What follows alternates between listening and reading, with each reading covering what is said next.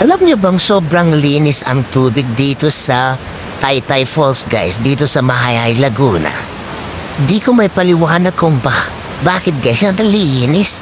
Alam mo yun, sobrang see-through yung tubig pag andun ka. Tsaka ang sarap ng tubig, guys. Kahit inumin mo, guys, malinis siya. At ang sarap magtampisaw dito, guys, oh.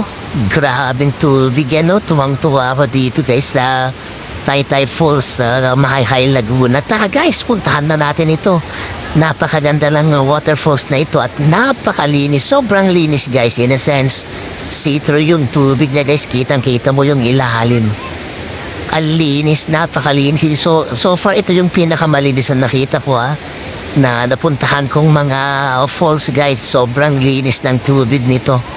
Kaya yun, hindi ko may paliwanag kung saan nagmumula yung kalinisan ng tubig na ito. Pero syempre, most likely dahil yung mga tao dito disiplinado at talagang malinis sila sa kanilang kapaligiran.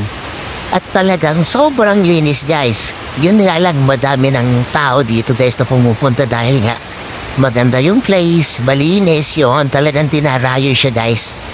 Yun lang, kasi syempre pag madaming tao, yun, alam mo naman na yun, hindi maiwasan magkalat yung ganon.